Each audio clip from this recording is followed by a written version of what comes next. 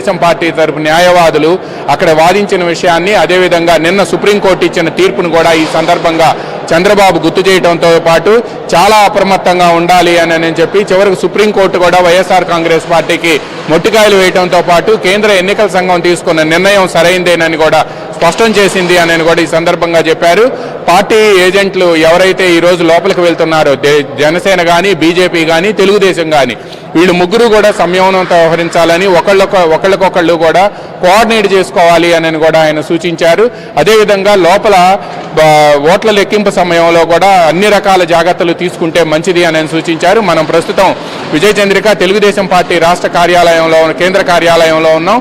మొత్తం కూడా కేంద్ర కార్యాలయంలో కూడా బిగ్ స్క్రీన్స్ ఏర్పాటు చేసి అన్ని రకాల ఏర్పాట్లు కూడా చేశారు. పార్టీ కార్యకర్తలు నేతలు అంతా కూడా తరలి వస్తున్నారు. అదేవిధంగా పార్టీ సెకండ్ ఫ్లోర్లో వార్ రూమ్ ఏర్పాటు చేశారు. వార్ రూమ్లో పార్టీ నేతలంతా కూడా సిద్ధంగా ఉన్నారు. అంటే కౌంటింగ్ కేంద్రాల నుంచి ఎప్పటికప్పుడు ఏదైనా ఫిర్యాదులు వస్తే వాటిని వెంటనే పరిష్కరించే విధంగా కూడా వార్ రూమ్లో పార్టీ నేతలందరినీ కూడా ఉంచారు. అదేవిధంగా తెలుగుదేశం అధినేత చంద్రబాబు నాయుడు కానీ పార్టీ జాతీయ ప్రధాన కార్యదర్శి నారా లోకేష్ కానీ వీళ్ళిద్దరూ కూడా మరికొద్ది సేపట్లోనే పార్టీ కేంద్ర కార్యాలయానికి రాబోతున్నారు.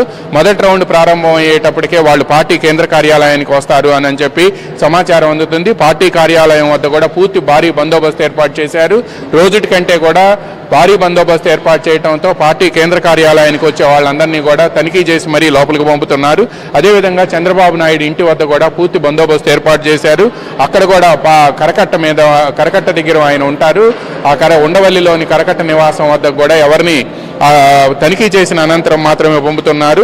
అదేవిధంగా అన్ని రౌండ్లు పూర్తయ్యేదాకా కూడా కౌంటింగ్ ఏజెంట్లందరూ కూడా పోలింగ్ కేంద్రాల్లోనే ఉండాలని, అభ్యర్థి డిక్లరేషన్ ఫామ్ తీసుకునే వరకు కూడా అందరూ అప్రమత్తంగా ఉండాలి అని కూడా చంద్రబాబు నాయుడు సూచించారు. దీంతో పాటు కౌంటింగ్ కేంద్రంలో ఎక్కడా కూడా సంయమనం